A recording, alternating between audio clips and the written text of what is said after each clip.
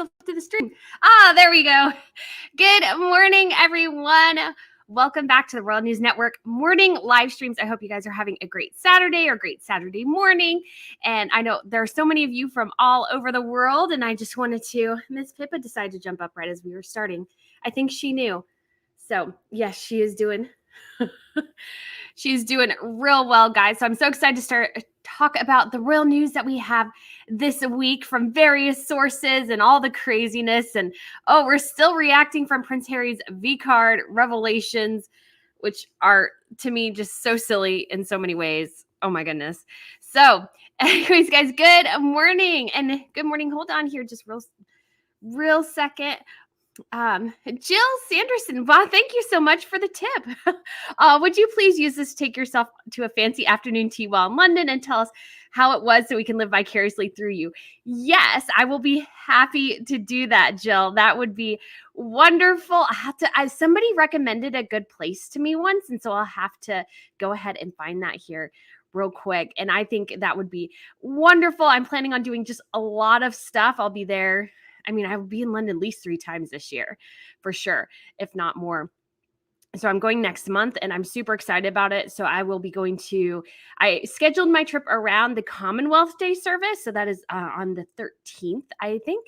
So that is a Monday. And I did that in part because I just wanted to test and use some new equipment and just try to test out the settings and everything and just get some practice for the coronation. That's part of the reason why I'm going. It's also a great chance to get some B-roll and just maybe interview some people and just have a bit of background, because I realized when I went last year, I didn't take a good picture of Buckingham Palace. I mean, in my defense, it was hard because they had the stands all around it and you couldn't really get a good shot. But I don't have a ton. And I was like, I really need some things. And as I was like looking through all my stuff, and I was like, I wish I had more in the more horizontal way and everything. So Jill, thank you so much. You are so kind. And I will have to find a very, very posh tea location and just document all that for you guys. I plan on trying to vlog as much as I can. I'm so excited and it's just going to be so fun. So thank you so much, Jill. You are so kind. Thank you so much. And thank you to I think there was a couple of people I forgot to thank last week who maybe gave super stickers or tips. I just want to thank you as well. I try to catch everything, but I don't always, and so I do really apologize. I really try to catch everybody.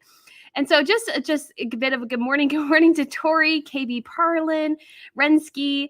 Good morning from Vietnam. Oh my goodness, it must be so late there, or so early, I guess, depending on how you look at it. Charlotte from France. Hello. For once, you said for once, I won't be the one with the latest hour of the day. Yes, there are people who are up so early and so late. So thank you. Belle, good afternoon from Wales. Diane, hello. Charlotte again. Enns, Anne, Evelyn, Diane, good morning. Rachel, good morning from the Netherlands. It's always so amazing to me how many people come from like all over the world. We have South Africa, France. Oh my goodness. And then of course, Houston, Texas. I do love my country as well, but I love visiting all over the world. I've been to 5 continents actually. So hopefully Catherine and William go to Australia this year, and I will be going so I can get continent number 6. And then all I'm missing is Antarctica, but they're like a cruise and they're like very pricey. So we'll see one day, maybe. Brittany, do you believe Samantha will win her defamation case against Rachel, Meghan Markle? That is an interesting question. So I was reading through some of the court documents. I mean, I have some reservations just because the judge is an Obama appointee, and so definitely leans more on the liberal side. So if you don't know, in the United States, they nominate judges or justices or whatever to the bench. And the particular party that's in power, the president does this. And so usually what comes up during the time of a particular president are either liberal justices or conservative judges or justices. And so you have an originalist interpretation and a non-originalist interpretation. So I'm not sure. Or like the Constitution is a living document more type thing. That means it's amendable, it's changeable in certain ways. So anyways, so definitely she came up under Obama. So I have some questions, but I mean, I'm hopeful that she's letting the case go forwards. And I think it'll be really interesting discovery process. Like, I'm really looking forward to that discovery process. I was still, I understand why Meghan wanted the stuff thrown out. I always have been of the opinion that I don't understand why Meghan just didn't pay off her family. She didn't want to deal with them. Like, just pay them off and make them sign NDAs and then they'll go away. I hope they wouldn't, just because that's not a good family thing. But if I was worried and I didn't really want to deal with them, that's like totally what I would do personally. So yeah, that's what I would do. Martin, please have a pint on British beer when you come here, Brittany. Yes, I'll have to do that. I don't drink too much, but maybe I'll have to try a little pint and just have a bit of fun there.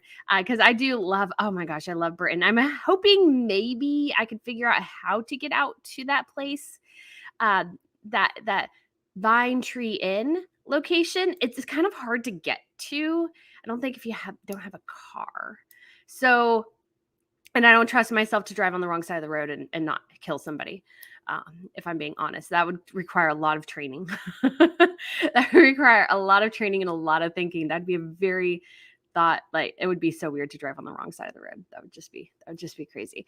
But I mean, it's totally possible, but you can Uber there and stuff, but trying to figure out a train that may get there. Cause I think would be so funny. Cause the Daily Mail, they marked the X spot where Harry supposedly lost his virginity. They had a red X there in a picture of the field, which I just think is really funny. I just think that's really funny. Oh, Jackie, Jackie. Yes. Okay. Kean's like more in French. Looking forward to meeting you in London soon on your tour. Yes, I'm so excited to go back to London. I love London. I was there last year for the Jubilee and it was just so fun and so busy. And I do have a bit of a lead on credentials for the coronation. So I'm going to keep pursuing that. And I'm very excited about that because at least around the coronation, having those press credentials would be really helpful in getting around and talking to people. Because I'd love to do like man on the street interviews. I think that would be fun, but I've thought about that at times, but with how things come together, if you're not press, it's just a little hard. Hello, Adopt a GDX. First time on the live stream, Canadian working in Australia. I usually watch this a few hours after the live stream. Looking forward to this. Oh, I'm so glad you can make it. Oh, wow. Living in Australia. I can't wait to go to Australia. I'm really excited to hopefully go there sometime this year. And I've been to Canada too. Canada's such, but mostly the Western areas of Canada. So I would love to go back, but yay, I'm so glad you're able to join this morning. Rensky usually miss it too and wake up early Sunday mornings here in Vietnam. So happy to catch it. I'm so glad, guys. I hope it'll be a something that you really enjoy. All Ritz, Brittany is reaching 100K soon. Please give her tons of likes. Yes, thank you. That'd be awesome. I'm really excited about reaching that goal. And I want to do one of those things that's just kind of like cliche and getting the 100 and the K balloons. That would just make my heart happy. I just got to say. Carol says, good morning, Brittany. Love your channel. I'm excited for today's topic. Question: why does Doria hate Thomas so much? I think it's to Miss Pippa. Oh, she's so cute. She kind of has her head hunkered underneath a pillow over here, right here by me. But I mean, I think Doria doesn't like how. I mean, it's so hard to know for sure, but I'm trying to think of what Tom Bauer said, because she basically decided, I think, because she was quite young when she married him, I think she just decided this marriage thing. And I think in general, this motherhood thing wasn't for her. I think that's what she decided. And she's like, oh, I'm just going to do my own thing. And she left. And it was like, where did she go? Nobody knows. And I think part of her job was traveling or something. I just don't think she was that into family and home and those sorts of things. And you can see that almost reflected in Meghan in some ways. Like some ways, yes, and some ways, no. Like she wants nothing to do with Harry's family. She's perfectly happy to have him there, but I think she also just enjoys the manipulation and the control aspects of it, because I think she has a lot of control issues. Because again, there's no reason why Harry's interviews could not have happened in his own home, or their interviews for Netflix. Why didn't they happen in their own home? We've seen inside their home before. They've filmed inside their home before. Why did you need a $30 million home to do your interviews in? It just doesn't make a ton of sense, unless, again, they have something to hide, I think. And, you know, to me, Doria's part of that. That's just my personal opinion. Our swell. Good morning from Alabama, Brittany. Good morning. Thank you so much for the super sticker. And oh, my sister just texted me and she's like, I was planning on getting you those balloons. I think that's what she said when I saw it pop up there for a minute. So yeah, that would be fun. Michelle, thanks for my new Saturday morning routine. Well, I'm so glad it's become, thank you so much for the tip as well. And it's become my Saturday morning routine as well. It's been just so fun. And I just love chatting with you all. It's just, especially, it's just a great way to start off the day. And just to get, because I see other channels doing this and they talk more about like movies and Marvel and stuff like that. And I'm almost like, you know, we should do this for Royals. I think this is fun. Hopefully maybe we can add more of a panel at some point for different things. And that would be fun as well. But I just think it's a great way to start off a Saturday. So let's go back here. I know there's some I probably missed here at the beginning. The Ritz in London does a wonderful afternoon tea. Yes. Ooh, that sounds hoity. And I like that. Yeah, because I haven't done an English tea in so long. And I actually wasn't a huge fan of tea for a while, but I've come to appreciate it more.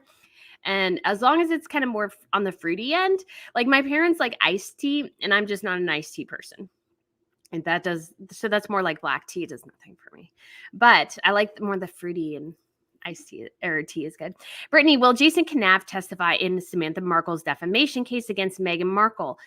I mean, he may.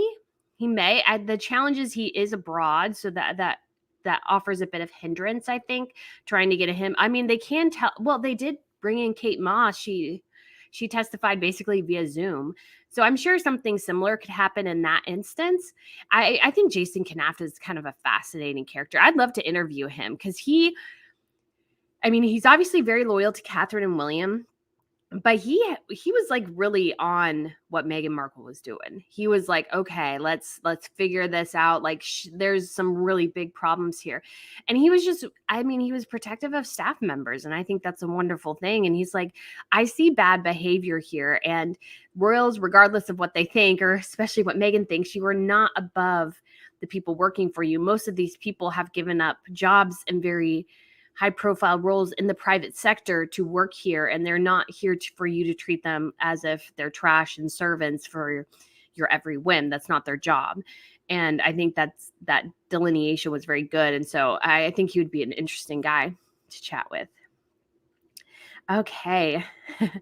Do you think Beatrice will help out? So this is an interesting question, because I'm still on the bench of having Beatrice be a working royal. I think she would be an awesome working royal. I really do. And I think she has a lovely respect for the traditions of the monarchy. She loves her grandmother. She loves British history. She studied history in college. So I think I would see her as a great addition to the royal family together. And so it was, I just think it would be great if she did have an opportunity to work for the royals. I think she would be a great addition. And I obviously know a ton of stuff with Andrew and everything. But I think still she would be a great addition. And because the royals need new blood. I did a video, but I just couldn't end up, like, time passed and stuff about the working royals. And I may reformat it anyways in my ideas, but the royals, like, the average age of a royal right now is like in their mid-60s. If you take out Catherine and William, it like jumps to their 70s.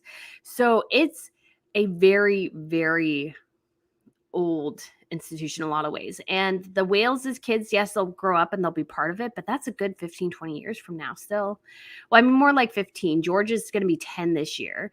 So you can start thinking he may start being a bit of a working world by the age of 25 because he'll still go to university. Maybe he'll try to have a bit of a job in the private sector or something, or maybe he'll serve in the military like his dad.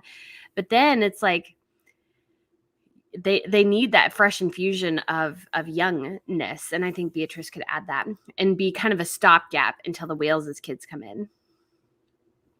Oh, Rich says there's an adorable place called Tea for L'Orange, right behind Kensington Palace. Hope it's still there. If so, sit outside and enjoy.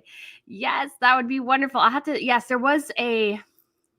I was at Kensington Palace. That was actually where I had lunch on the day of the Jubilee. I was just like walking, and I walked from Buckingham Palace all the way down to Kensington Palace. I was really, really tired, but I was like, if I can just get down there, they have a place to eat, so I can just eat there. And it ended up being a good little lunch.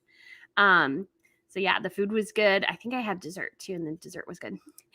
People in Turkey and Syria really need help. It's a disaster. Can you please help if you have money to spare? Yes, that's a great thing to remember. There's a lot of great organizations that are out there working. I mean, I was looking at something else, but they've lost so much. It was really one of the worst in terms of earthquakes, the highest death toll that's been around since Fukushima in Japan. So that's been quite a long time.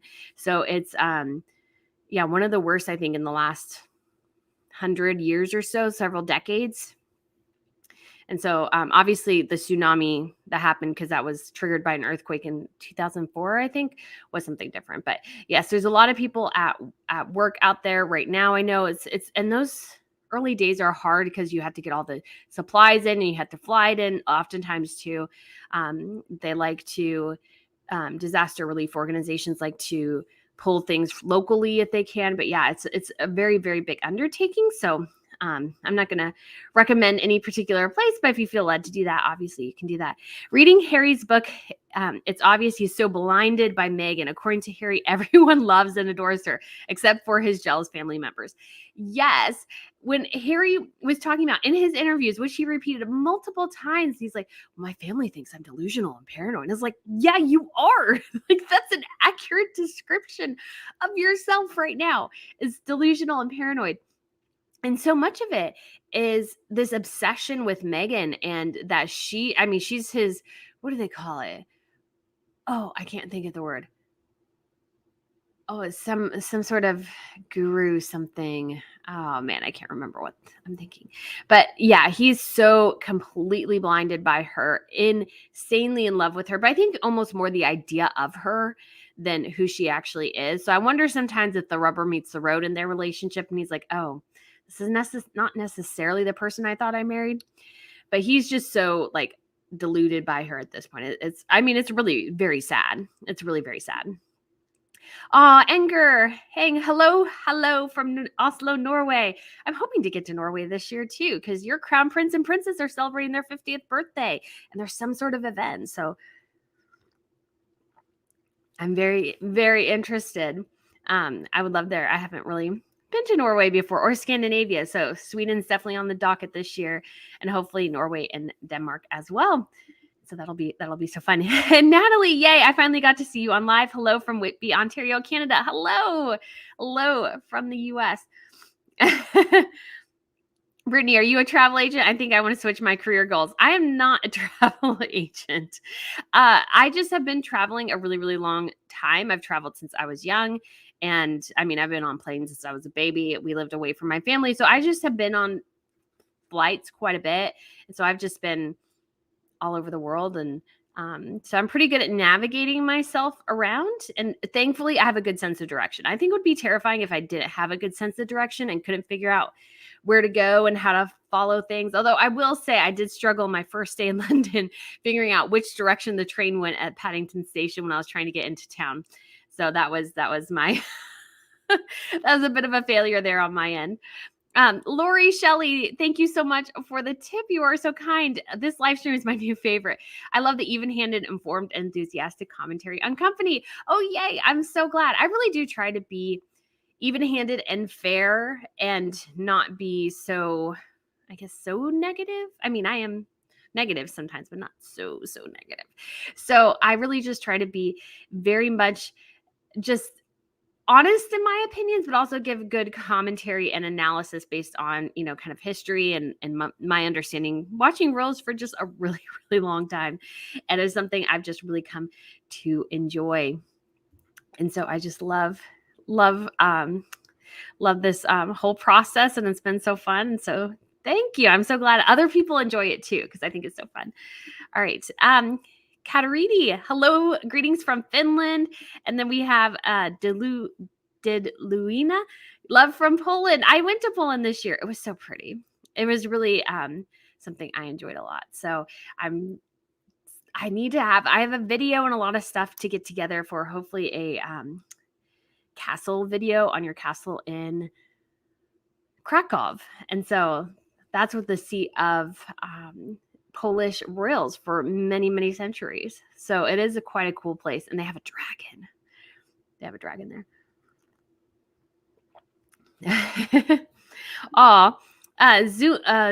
Zulma Miranda, hello and good morning. Good morning from San Diego. Can you include a link to the hot chocolate you drink? Thank you for all your hard work and enthusiasm in your lives and videos. Yes, so I'll put it in here. It's Whittard's, and they do hot chocolate. I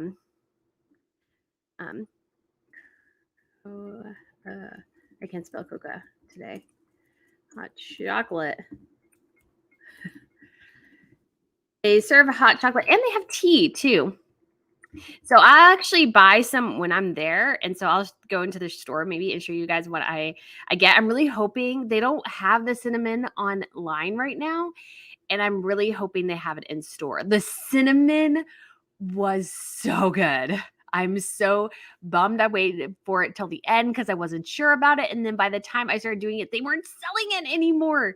And I'm like, oh, the cinnamon's so good. But I just put it in the text box, so hopefully you were able to see it. So it's just Whittard's, Whittard. And it's just this cute little place. And I just love it. They're all over the UK when my parents went to Oxford several years ago. And I'm like, oh, you need to go to Whittard's. And they're like, what? And I'm like, go to the hot chocolate place. And they're like, okie dokie. And they did go to it because my mom didn't buy the books I wanted her to buy. Because she's like, well, A, they're really big. And B, she didn't want to buy the books.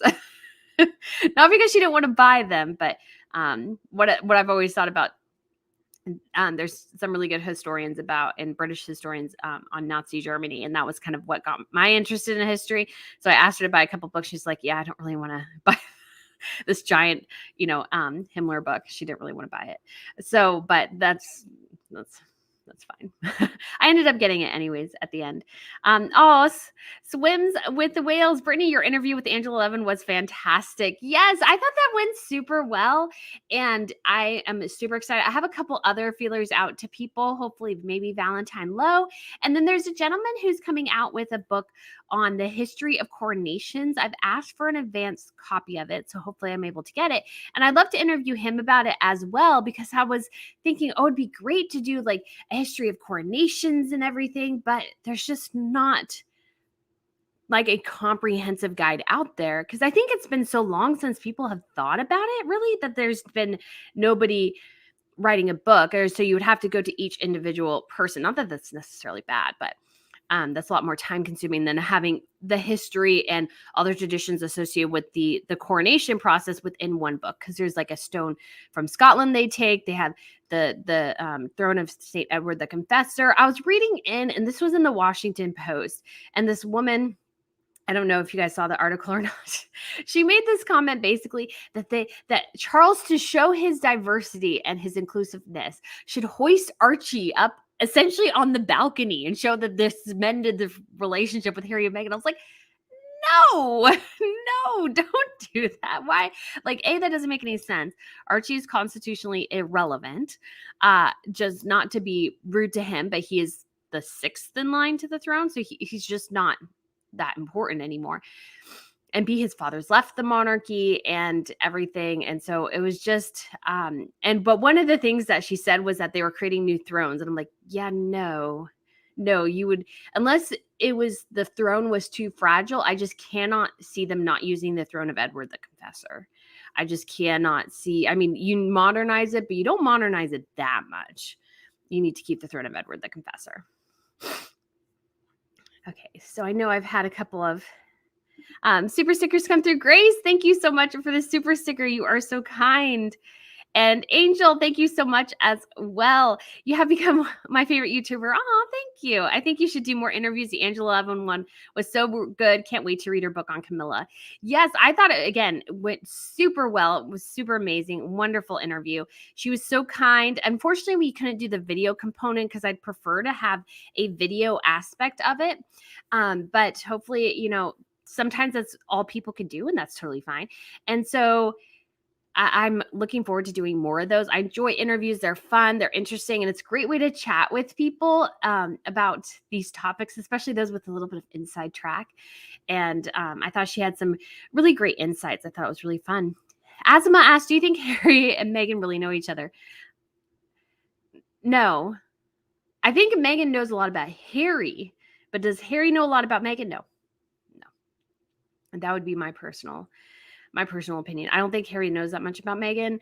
I don't think, I think he saw the facade Meghan wanted to put on. And I mean, again, I could totally be shooting in the wind. Can you all hear me? My mom just texted and said my volume went off. Can you all hear me? Maybe, because sometimes it's me, sometimes it's the technology or something. So I don't see any other. Okay. As long as you all can still hear me, although it's been okay, you can hear me. Okay, good. Okay, just wanted to double check. All right. So yeah, I don't think they really know each other. And I would imagine that's coming more to the forefront as time goes on, because you can only keep up the act for so long, because you have to think most of Harry and Meghan's relationship was long distance. And basically, as Meghan came in to live in London, Harry had already planned on proposing or had proposed already. So did these two people live together? And not that I'm not advocating for people living together before marriage. I know a ton of people do. It's not part of my sister's getting married. She's not living with her husband before marriage, so not everybody does. But they never even lived in the same city together. So they went from seeing each other every couple weeks or every week or so for nice facade type visits to having to live together all the time. And so you can keep up a facade or an act for small periods of time. But once you're living together full time, I think the true person comes out. But I also think Harry was so infatuated with her that he would do anything she wanted. He was just so unbelievably, because I mean, he used to be well liked by his staff, and then he became hated by his staff. And the only contributing factor, which Harry refuses to acknowledge, is Meghan Markle. I think she really just wound him up. And so I just think that was, anyways. But I did see, Kristen said, what bookstores you plan on visiting in London? That's a great question. I usually try to, when I'm in the bookstores for gift shops and stuff, I look there as well. But I'd love to find like a good antique bookshop, because I do have, although most of them are in storage, I do have an antique book collection. I have at least one or two books from like the 1700s. One of my favorite books is actually a translation book between German and French, and it's kind of cool because it's very old, and in addition, the typeset is different for German and French. So that's just kind of cool. So I'd love to find. I did go into one store at least when I was in London last time, or a couple stores.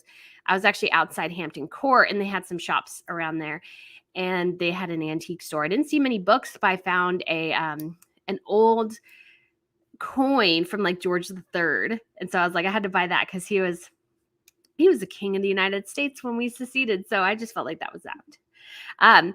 Ashley Claire, thank you so much for the tip. I haven't heard from Meghan Markle in a while. What do you think about the court case with Samantha? Beatrice needs to be a working royal. Sasha has been great. Yeah, Sasha's been awesome. Well, I mean, if I was Meghan, I'd be rather humiliated, because Harry described Sasha as an older woman. So what is Meghan Markle? Because Meghan Markle's older than Sasha. Meghan Markle must be ancient, elderly.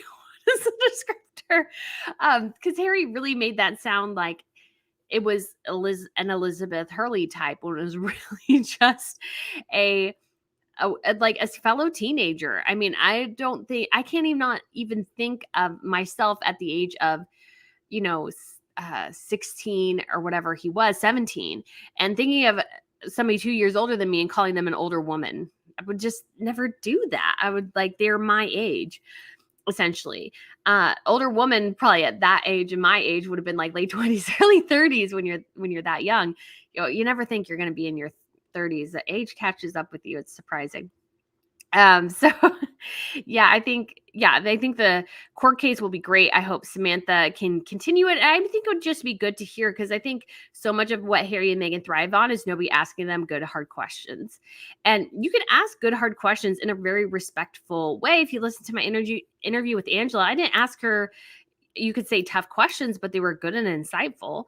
And they were based on her book and based on things going on and just trying to get deeper information. And so that's all you need to do is like have somebody go, somebody asked Meghan after, she goes, well, Archie, he wasn't allowed to be a prince. And, she's insinuating it's because of racism and everything. And all you need to go is, as the interviewer, going, well, the letters of patent state that he was not eligible for that title then. And she was like, she would have to backtrack, which she did actually in the Oprah Winfrey interview, but it wasn't because Oprah really called her out on it. She was just like, well, the letters of patent say. But it was so long that the bombshell was front loaded. And so by the time you get there, it's just not as important. So Grace wants to ski. Go to Poland again, to Malbork.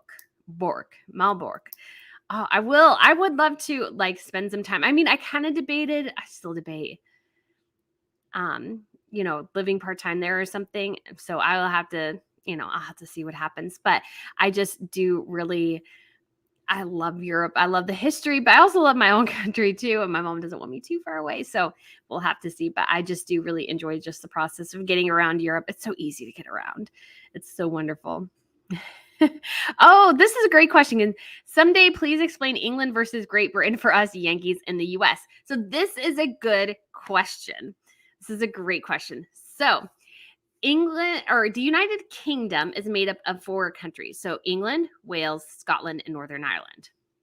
So Great Britain refers to the main island. So the countries who are in that would be England, Wales, and Scotland. And that is essentially it. So England is one country within that. So there are technically, I mean, they're not like borders, but there are like actual like designated lines where, you enter into what is officially Wales, what is officially Scotland, because England and Scotland and Wales, they were all separate countries at one point. And England, and forgive me, I don't know exactly when this happened, but England kind of assumed Wales, because Wales was just a smallerish place. And so it just got kind of sucked into, because they've had the title Prince of Wales for a very long time, since at least I think the 1300s. So it's been a long time since Wales has been independent. Scotland was a bit different. So Scotland and England clashed a lot, they say. And I did see this a bit, that a lot of the churches and castles around the border between England and Scotland have been heavily damaged, because they would always have border skirmishes and stuff. And that changed when James I succeeded the throne after his, I don't want to say she was maybe his aunt, forgive me, I'm not sure exactly the exact familial relation, but he was the son or the grandson of Mary Queen of Scots, ironically, who Elizabeth had beheaded. So James came and assumed the throne of England and Wales, essentially molding it into Great Britain at that point. And there were a lot of attempts by England to invade Ireland. So there's been a lot of damage to castles in Ireland too. And there was a point where England controlled at least most of Ireland, and then were able to push them out, except for that little point in Northern Ireland. And so that is still part of the United Kingdom. And I think they had, if I remember correctly as well, they had Scots who they ferried over to live in Northern Ireland as well. So I think there's a decent Scottish community there. I could be totally wrong about that. It's been a little while since I've looked at that exactly. But I hope that helps, Valkyrie. I hope that helps you understand the difference between them, because that is a really great question. So Kristen asks, my mom tried to read Spare library copy, but quit. She used descriptors like crass, vulgar, sad. Glad his mother isn't alive to see his demise. Yeah, I haven't had a chance to start reading it yet. So much kind of going on, trying to get as much content front loaded as I can, because I start a class next week. And so I'll figure out how all that goes together. But yeah, it's just, I just don't see why he needed to include certain things, like how he lost his virginity. Does anybody really care? Did anybody really need to know that? No. Um, it just doesn't add anything to his story. And I've heard a lot of people said his part about his mother and everything was really sad, but it also just strikes me, and I just think to myself, he just doesn't sound like somebody who's tried to process things well. It feels like very much he lives in the past because he's still trying to save his mother. And I understand that, but William, I think, recognizes that his mother, to a certain extent, she got in the car as well. So I think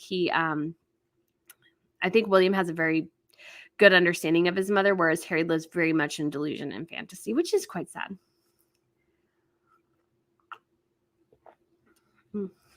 Okay. So I think, did I miss anything? I mean, I'm sure I did. Okay. And Stephanie asked, what do you think of Meghan's association with Gordon Getty?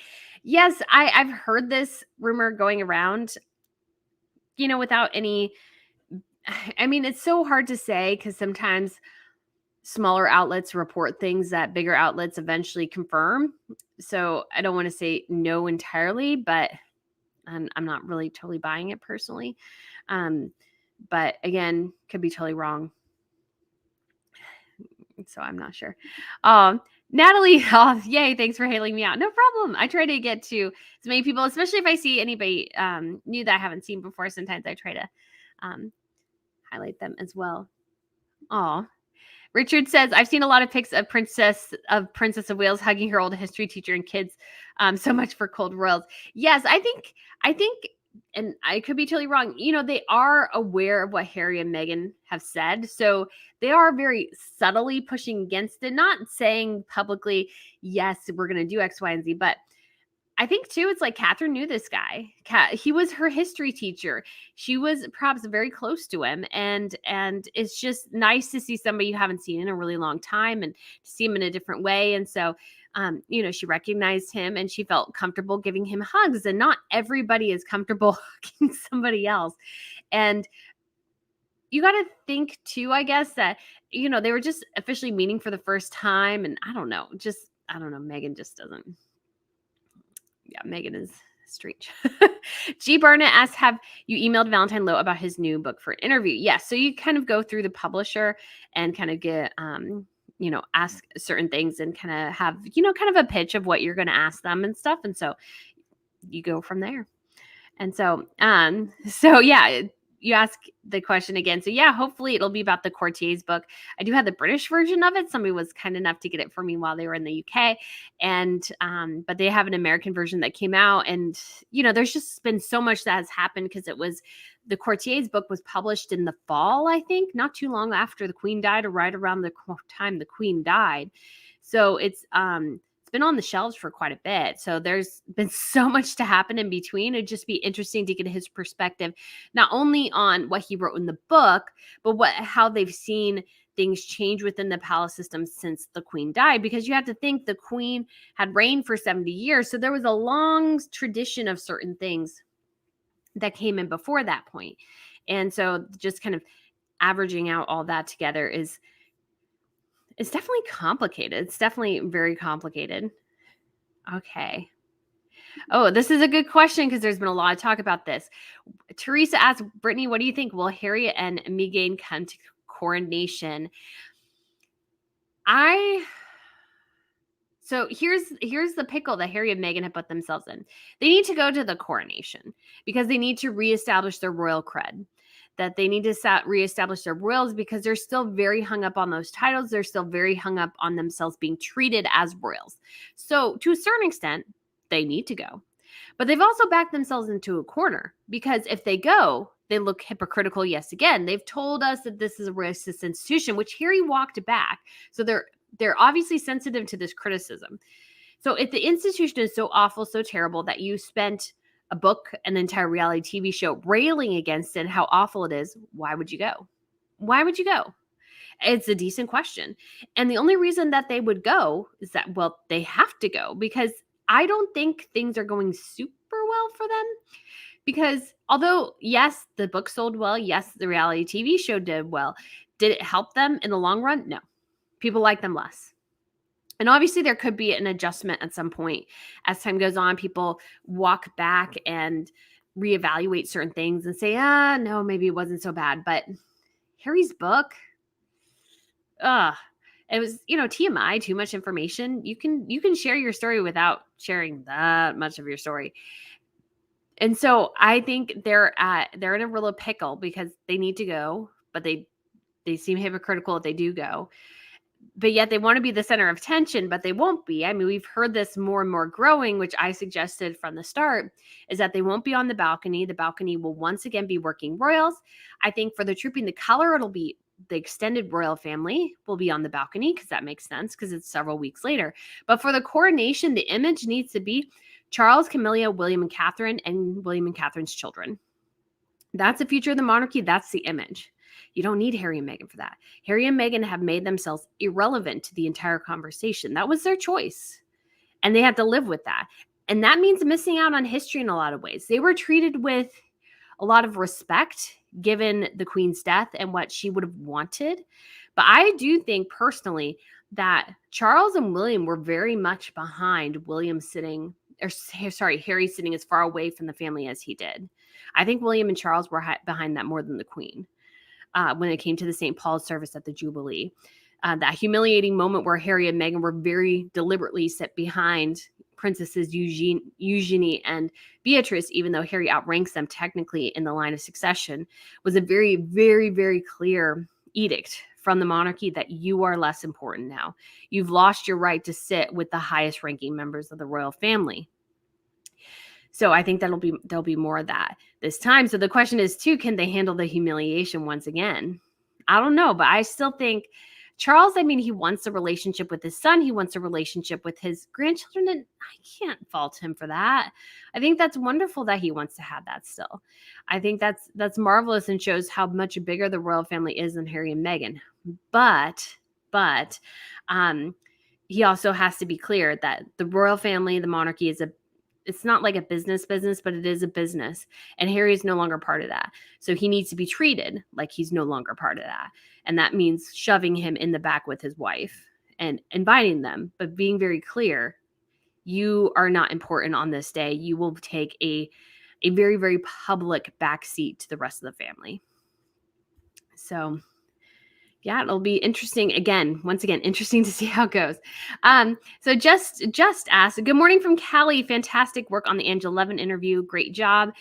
Giving her space to really talk about her research. Can you give a glimpse of your first convo with your Ms. Levin? So that was pretty much it. Although I really will say when I first got on, I didn't notice it until I was listening back to it, that she had said briefly, hang on a minute, somebody's at the door. Well, I didn't hear that because I think it just happened just as I was turning it on and everything. And so there was this blank screen that said Angela Levin. And I'm like, Angela? So I was just sitting there going, did I totally mess? Like, is my tech not working?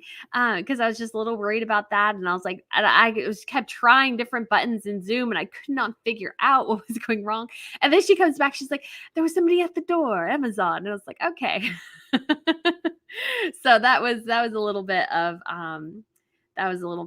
the beginning of the interaction. So yeah, it went super well and it was super easy. And most of pretty much everything of the conversation, there's sometimes just some last minute technical things at the beginning or the end, but pretty much the whole interview is there as it was. I just did trim, if she took a bit of a longer pause, I trimmed that down, or any kind of weird, popping breath things. And I take those out of my own videos. So I took some of those out as well. Cause I think especially once you've trained your ear to hear certain things, I'm sure this is not true for everybody, but once you've trained your ear to hear certain things, like to me, I'm like, I got to take that out. I take a weird breath, and I'm sure you'll hear it on here because it's live and there's not really a way for me to take them out. But I could do an edit later, but that would just be so long and cumbersome because it is very time consuming to do that kind of thing, believe it or not. So yeah, that was pretty much it. So yeah, pretty much everything you guys heard was what was on the call, and just little things at the beginning and end I took out, and then just kind of little weird breaths or anything, or long pauses. Or there was a time where I started asking a question and she didn't quite catch it, so I had to repeat it again. So I did take that little bit out. But yeah, it was pretty much just exactly that. And that's what I love is good conversations. That's what I think makes a great interview is, I mean, sometimes you got to be careful because certain people can talk for a really, really, really, really, really, really long time. I had that happen to me once. I asked a woman one question, he talked for 45 minutes. But when it came to the rest of the interview, it just went super, super well. So, okay, let's go. Sorry, reading through the comments here. Author of the Courtier's book. Yes, that is Valentine Lowe. Okay, Starkey has a few episodes on the history of the British coronation. I'll have to look into that because I would love to have more of some of that information there. Because I mean, obviously it's changed over the years and everything. So it's adapted, and especially you got to think too, between Charles I and Charles II, that was quite a big, because obviously Charles I was beheaded and then Charles II came back later after Oliver Cromwell. So that was just a really fascinating time. And a lot of the coronation regalia was lost. It was melted down, changed hands. And that's what happens with a lot of royal houses is you'll find is that they go through a transition of power and pretty much everything's destroyed. I've been reading about Eleanor of Aquitaine recently, just mostly on Wikipedia because I haven't had a chance to actually read a book yet. And they smashed her tomb and like took her bones out of her husband Henry II and their son Richard the Lionheart. They smashed their bones and from their tombs and took them. And this was during the French Revolution. So quite change.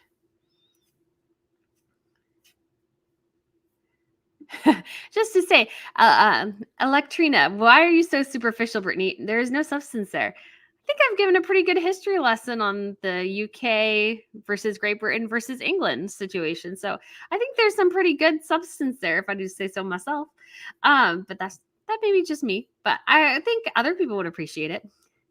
All right. So Sue Smith mentioned this morning that blind item number 7 stated, I'm not sure whether the illiterate one is trying to sleep with the old rich guy back in the day she slept with his son. Yeah, no, I'm just not into following that yet. And I usually try to just go with publication because some of those blind things can be true, some of them can be false. I always try to go with and react to mainstream publications. And yes, I know some things can come up from smaller sources up to bigger sources, but at least the mainstream I can react to, even if it's wrong or even if I think it's missing something. I always try to react to them because they do have some great insights into the palace that I just personally don't have. So I usually try to go with them as well. Carol Balch, thank you so much for the super sticker. You are so kind. Yeah, just as Harry and Meghan's courtship was so short before the engagement was announced. That was so suspicious to me back then. Glad people have finally taken note of that. Yes, it was very, very short and very, very just something that was just, I mean, it was so fast, really. And especially when they were not even living in the same country, is just insane to me. Oh, Yoma Rabini asked, did you hear about Nate the lawyer suing Christopher Bosie? So you think it will have an impact on Harry and Meghan? Yeah, the Christopher Bosie guy, he is strange. And he has this whole like new social media spoutable. I mean, it is what it is. Will it compete with Twitter? Of course it won't. Twitter still has, I think, the maverick element of Elon Musk sometimes still keeps Twitter alive. And you got to think, to compete with big tech companies like Twitter and everything, you got to have a huge, massive amount of capital and cash and technology and everything. I just don't know if Christopher Bosie really has that. That could be just me. But, he has a pretty decent following, but who's to say it's not bots? It could totally be bots. And this idea that you can completely keep nastiness off social media is lunacy at this point. It is what it is. And so it's unfortunate, but that's the reality of the situation. I like this one from Catherine Fallon. They say love is blind in Harry's case. Add deaf and dumb to that too. Yeah, I mean, he obviously, I don't think he's that bright a guy because I mean, it's just so Meghan word salad is just so grating to listen to. My gosh. But like, if you can't see the word salad for what it is, if you can't see through the nonsense, then I can see how it would be like super impressive to you. But to me, she's spouting a lot of words and sounds very confident in it, yet she's not saying much at the same time. Oh, one of my lights just went down. I was hoping they'd last, but maybe not. So Ocean Gal, 1963. Thank you so much for the super sticker. You are so kind. Thank you. Okay. Okay. So Lizzie says apparently it's Edward I's coronation chair for the crowning, but every new monarch has their own throne for the enthronement. Ah, that makes sense. Yes, because there's certain traditions that you need to have, and you can't deviate from those, because that would be a huge no. Okay. Margaret says Charing Cross Road used to have a good bookstores. Also, Bloomsbury area near the London British Museum has some. Yes, and I remember that I was looking at the bookstore district area, and it said there were some good books there, but I wasn't actually able to. I wasn't able to get over there at the time. I don't think. No, that's not why.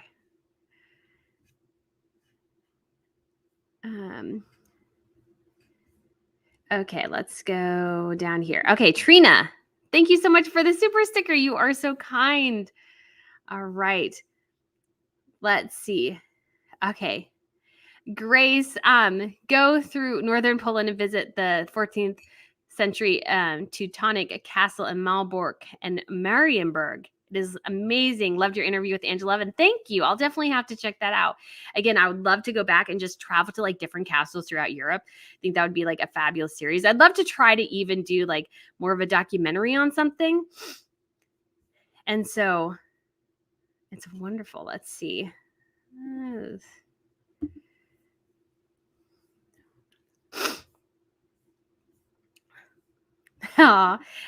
Allison says, this is fantastic, Brittany. Can't wait till you get your PhD and can maybe be a professor. Thank you. I'm super excited about it. And there's actually a good video component to the program as well, which I really like. So I may be able to post, because my idea as well was like, I would focus a lot on European history and particularly royals. And I would actually use some of what my research was to create videos for this channel in other areas. So I'm really excited about that. And I think they'll be really awesome too, to get access to some places. I think, because if you're doing research, primary research, you'll get access to certain places the normal public or even a reporter maybe not get access to. Debbie Danielle Photography just ordered some of the hot chocolate and English breakfast tea. My favorites. Thanks for the suggestion. Yes, Whittard's is wonderful. I think it's so great. It's so good. All right. What type of therapy is H getting so I can avoid it? Somebody mentioned what he was getting, and it was just not a good. It's just not a good. They were mining his childhood so much that they maybe were bringing up old grievances and not helping him resolve them in a healthy way. So he's just mad at things that happened perhaps decades ago, and they just keep bringing it up. So he keeps focusing on it, and it just becomes more and more terrible. And so the person Trina, I did go ahead and put them in a timeout, and if they come back, I'll try to block them again as well. Brittany, do you think the Sussexes' children will eventually receive titles? This has been the question, because I could see there's a legal argument somebody made that potentially Harry and what was I thinking? That perhaps not, because they weren't the grandchildren of the monarch when they were born. And there's a legal way you could read it to where the letters of patent don't retroactively, allow this status to come into forefront. So that they weren't grandchildren of the monarch. They were great-grandchildren when they were born. They would not be eligible for those titles. Given that, will Charles still maybe extend them?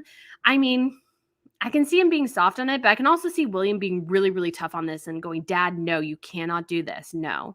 No. They live in California. They don't even have British accents. Not that that's the thing of everything. Most of the Greek royals, at least some of the Greek royals, don't speak Greek. But I don't think they need it. They're going to be in California.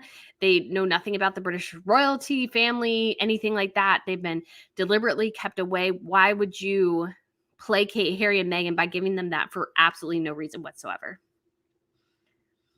Okay. Oh, Colleen, thank you so much for the super sticker. You are so kind. Oh, Sander, you were bang on with England versus Great Britain comments and explanations. Well, good. It's been a little bit, but yeah, that's the generalities is good, but yeah, it's just how the connections are kind of interesting. It's just fascinating how it's all come together. Ooh. Yeah, so Naomi says, check out the history between Prince Llewellyn, the last trueborn Prince of Wales in England. Maybe he was... Maybe, because some kingdoms, they just have prince. They don't actually have a king. Was Wales that way? I don't know. It gets gritty. Oh, no, check out the story of Gilbert. He was a huge dog loyal to the king. Aw, that's awesome. I think there's so many great stories throughout history. They're so fascinating. We don't hear enough of them, but I think that would be so fun.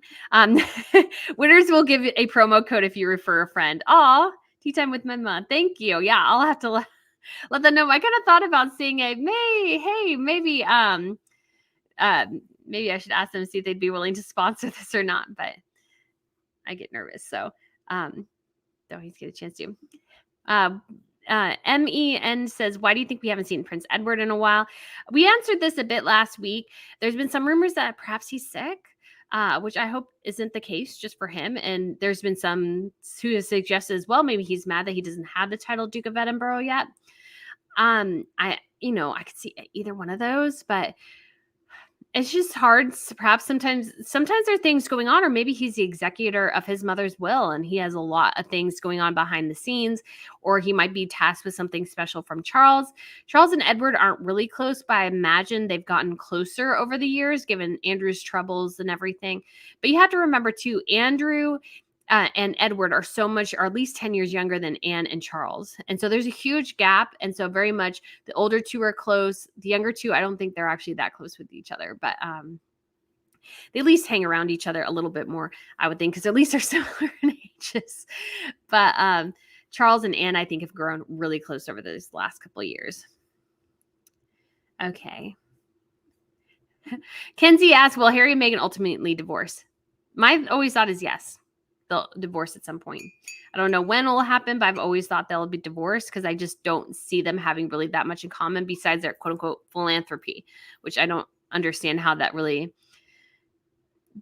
that doesn't make a ton of sense because, and you have to think too, I feel sad for Harry in a way because everything they're doing now is under the auspices and the direction of Meghan, doing more Hollywood things. I mean, that's Meghan. That's not Harry.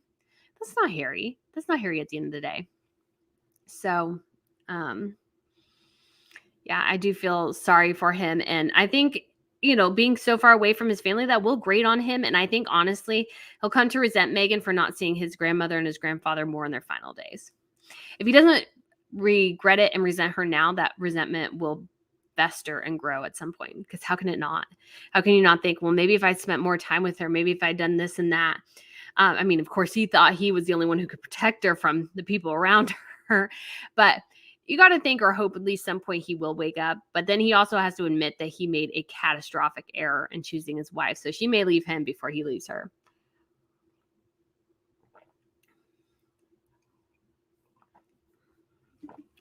Christian asks, have you seen the adorable video footage of Catherine as Eliza Doolittle? I haven't really. But I'll have to... I think I've seen a bit of it, but I'll have to check that out. But I think Catherine was probably quite sweet in school. Crystal, thank you so much for the tip. You are so kind. I really do appreciate it. Kenzie asked, does Samantha Markle have a defamation case? I think so, but I'm honestly not sure. It's defamation is very, very hard, very, very hard to prove. and it's something that's not easy. And you also have to prove that you, at least in some point, lost work or lost public perception or something to make the case really go. That's what Johnny Depp got Amber Heard a lot on, is like, I literally lost work because of what you said, and what you said wasn't true. So that was, I think, a really strong defamation case.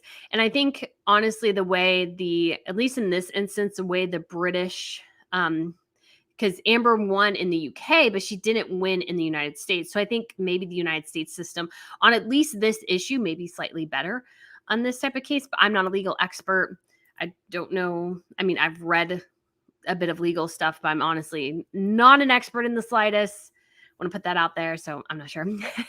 Amanda Wenzel says, hi, Brittany. I've been watching your channel since the beginning, and it's unbelievable how far you've come. Your interview with Angela Levin was amazing. Happy that your hard work is paying off. Thank you. It's been so lovely to see all the support, and I'm just so thrilled to see where this channel can go in the future. It's going to be amazing. I'm so excited. Julie asked, do you think Harry has his mother's personality? The public loved her, but she was certainly never perfect in private. Harry's only getting worse since he met Meghan. Yes, I do think Harry has some of his mother's worst tendencies. And I think that he exhibits some of her worst aspects in a lot of ways. And I would not be surprised if she also has his, he also has her mental health issues. I wouldn't not be surprised. There's been a lot of talk about that. And again, I wasn't at the era where I remember when Diana died, but I didn't remember anything about her before that point. And so I wasn't raised within the mythology of Charles and Diana. So to me, I mean, I think she did an amazing job connecting with people. You could tell she had unbelievable charisma. She was very welcoming and could really, I think, empathize and connect with people very, very easily. But at the same time, that doesn't mean she was a perfect person. And I'm not really into sanctifying people. Just because they happen to die young, which is kind of what that happened there. Okay. I think I missed a couple. Okay. Janie says, hi, I love you. You brighten up my day. Oh, thank you. I finally met people obsessed with Rails just like me. Thank you for all your commentary. Yes, thank you. Yeah, I was like, there's so many. I love Rails so much. And it's just so fun to find more people who enjoy them. And that's why I was kind of thought, well, maybe I'll try a live stream. That'll be fun. I haven't tried that before. I think I did it in the UK while I was there for the the Jubilee. I'm starting to do it here now as well. And so it's just been so fun, I think. I just really do enjoy it. Diane Claire says, Brittany, don't you think it was insensitive of Meghan to redesign her engagement ring? Harry seems so proud of it. Yes. Although, honestly, I don't know why Harry was so proud of it. It was a very simplistic design, very simplistic. But I think it was crass of her to redesign it because she obviously wasn't happy. And I don't think that's the thing. I don't think she's ever happy. I don't think she's ever fully happy.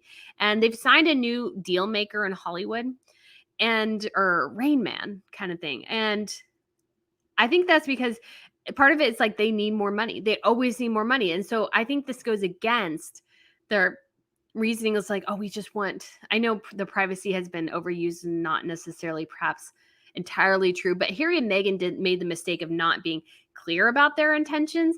And honestly, as well, they just seem, even though they said they wanted to do this because they wanted to branch out and everything, it just seems to be one giant obsession with money. That's all they seem to want is money, money, money, money, money.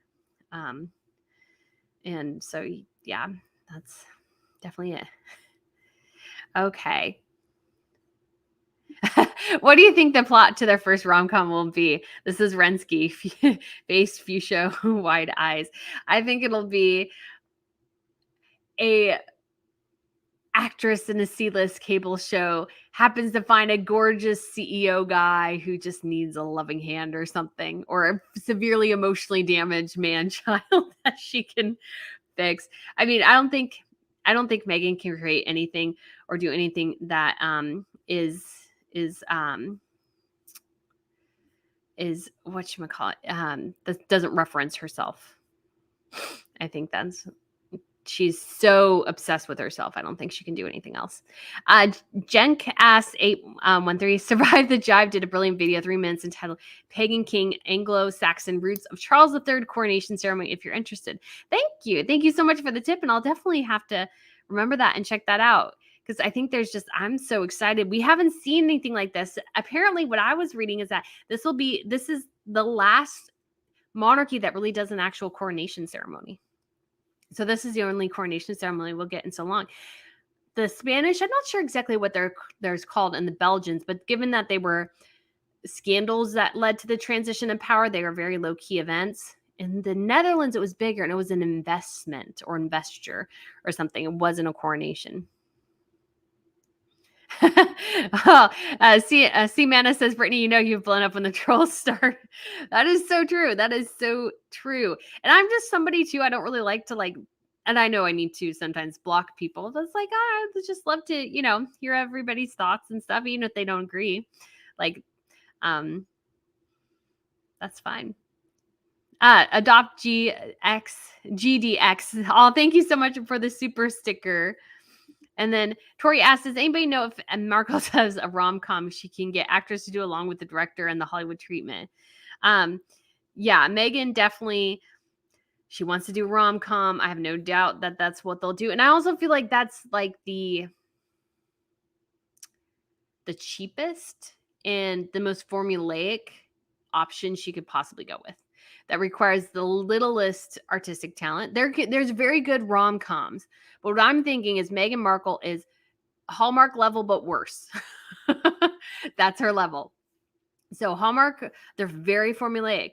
The stories are, it's a woman in a high-powered job, goes to the country, goes back to her home, finds a house to fix up or something, and she's working on it, she finds a guy and they fall in love. That's kind of the Hallmark general, and I don't watch Hallmark that much, so I could be totally somewhat wrong, but that's generally what they're looking at. So it's Meghan's going to do that, but I'm going to guess all of them are royal themed. Wouldn't it be a surprise? Janie Super, I like this. There are piles of spare out there. I think so. Again, I'm of the opinion that they printed and forced the stores to buy more than what they wanted. I think and so that they could inflate their numbers. That's personally what I think they did. But again, that's just my personal opinion. I could be totally wrong. JJQ3 asks, love your channel. Your channel has grown when the trolls come out. Oh, congrats for dealing with them with poise and grace. Keep it royal. Oh, thank you.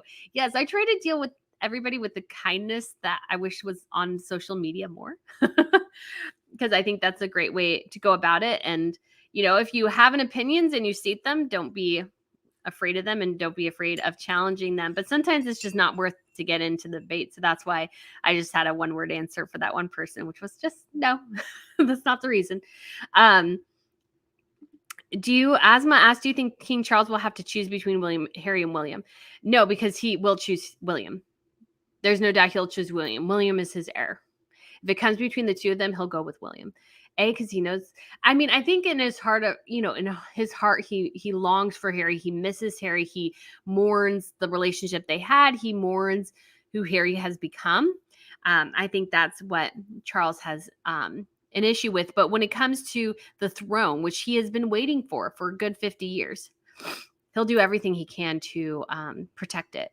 And if that means throwing Harry and Meghan under the bus, I think he'll do it. And I think at the end of the day, when you have to choose between William, who has been nothing but supportive of you, loyal to you, gets along great with your wife, despite, the tensions that could be there. You have a warm relationship with your daughter-in-law, and you have these grandchildren that you clearly spend a lot of time with.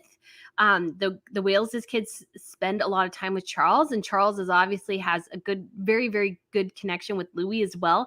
I think Louis and Charles have a very special little bond. And I think when it comes to that, why would you choose Harry, the guy who's not there, who trashes you publicly, who trashes your wife, who never lets you see your own grandchildren?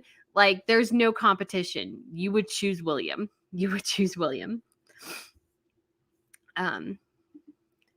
Twisted Tiara says, I appreciate your content so much. Please let me buy you lunch. Or put this towards your new camera you're needing. Thank you again, Brittany. Curtsy. Thank you. Yeah, I was going to buy this a bit of a nicer video camera, but then I was like, but I do really like the camera I have. But as like, I'm like, when it comes to pictures, I don't feel like that one's quite as good. I don't know. I just, it's so, I love taking pictures and being part of the video, but it's all like all the equipment and stuff. It's complicated, but I do love it. And I'm so grateful that I get to do it. It's so, so, so fun. It really is fun. So hopefully no rain during the Commonwealth Day. I'm hoping not.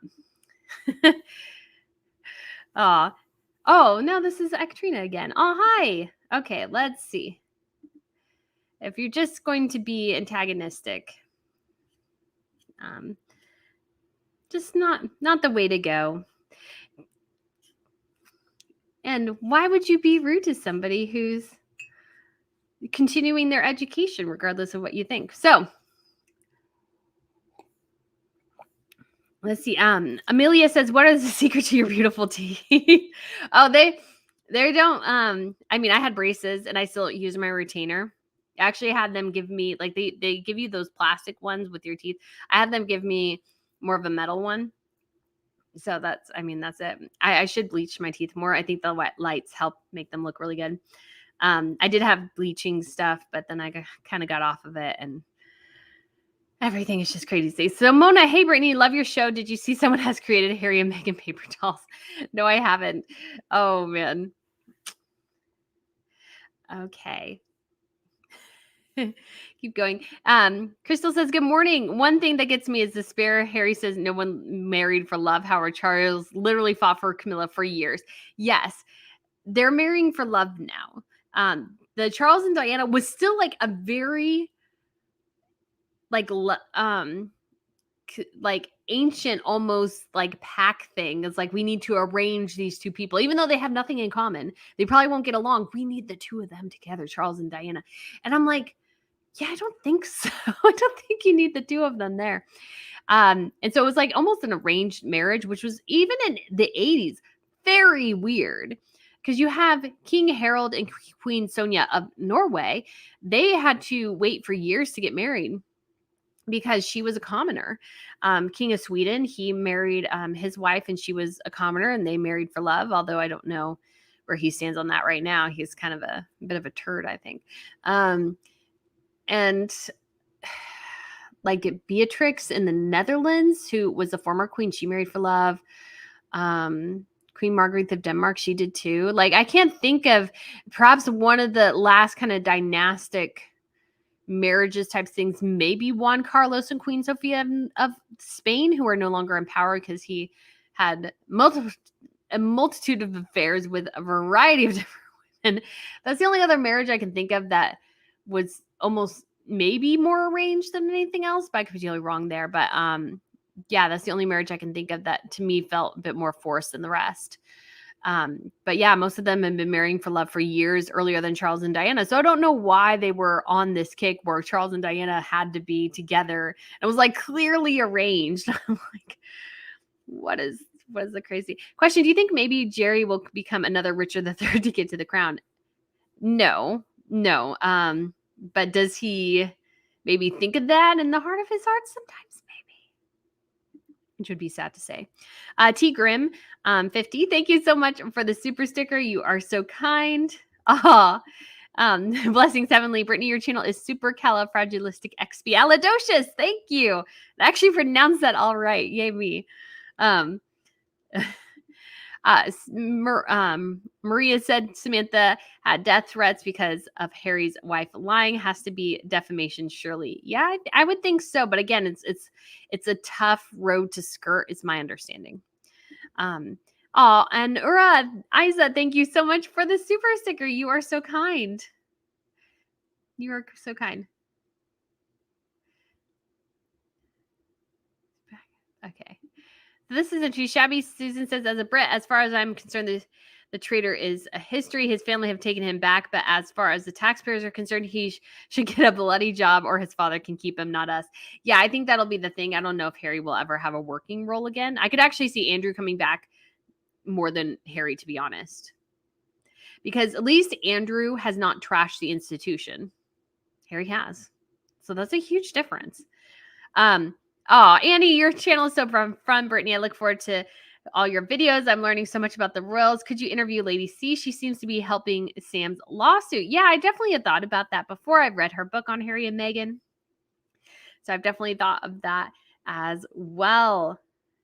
Okay, JK, what is the purpose of the titles Duke, Marquise, etc.? Do these titles carry responsibilities? JK asks. I haven't had a chance to really dig through deep, but Duke is generally considered the highest title, one of the higher titles in the land. It's a peerage, and so the person who's the son of a duke is usually a lord. No, lord, earl, no.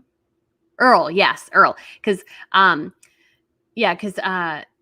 sorry, Harry's son technically could have been Earl of Dumbarton. So Archie could be Earl of Dumbarton, but Harry and Meghan decided not to take that title.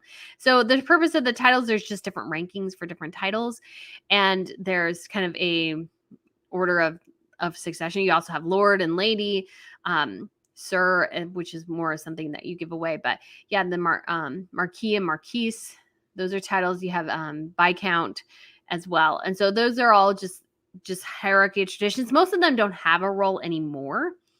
Whatever power they have is usually reserved to mostly ceremonial, because most of those titles, a lot of them don't have technically a ton of money anymore because so much of their money goes into holding their homes or whatever. The exception would be, obviously, there's a couple of exceptions. One of them, a huge one, is the Duke of Westminster, and he is worth over $1 billion. When royals want to take private jets, they take his jet. They borrow it. And so he is has this huge title, but most of his money comes from the land his family owns within London, mostly like Belgravia and Kensington. So they own a lot of very expensive property. So it's all held in trust. And so as well, when the power passes between the lines, the whoever holds the trust doesn't pass through. Sorry. Well, what I'm saying is they've created it in a way where they don't get hit with inheritance taxes, and so it keeps the power of the Duchy of Westminster together. But most of them only have ceremonial roles. They don't really have an official role anymore. But some of those families are older technically and have more British connections than actually than the British royals themselves. All right. So we'll just wrap up here in a minute since it's 11:16 and I have actually lunch plans. So my cat's name is Karen. Said, I finally caught one of your lives. I love your videos from Pensacola. Thank you so much, Karen. Oh, and our Isa says, hello, love your channel. What are you reading right now? Love from Mexico. Oh, thank you. Oh gosh, I haven't started reading anything right now recently. I do have a ton of books, and I'll have books that I have to start reading once I do my program. But I'm really excited I got a book on Eleanor of Aquitaine, and so I was really excited to start doing that at some point as well, because I think that would be she's a super interesting character. There's so many interesting people. Alison Ware is a great historical author on British history and tradition, and so I'm looking forward to reading some of that as well. It's just been hard to get time to read, so I've debated getting some of the books for my classes on like tape, because then I can listen to them, and although that's sometimes long, but that's kind of helps as well. So I just really do love reading, and I definitely want to start a book club, and so that is definitely what I'm looking forward to. Oh, Dolores music, great chat. What makes a lady like Lady Helen Campbell, for an instance? It's usually somebody who is. So there's Lord Frederick Windsor. So he was the son of Prince and Princess Michael of Kent, and his sister is Lady Frederick Windsor. So it's certain, because Archie, I think, probably could have been, Harry and Meghan could have taken a lesser title for their children and made Archie a lord and Lily a lady. I think that would have made sense to me. I think Harry and Meghan made a huge miscalculation, thinking that they could not take titles for their kids and expect the royal family to get them titles. So I think I'm trying to think, because not all the people who are lords and ladies are sons of princes and princesses. So I think maybe the Marquise lines also have lord and ladies. I'm not sure exactly. I do apologize. I don't know. Some of it's like just archaic stuff that's survived and is just kind of crazy.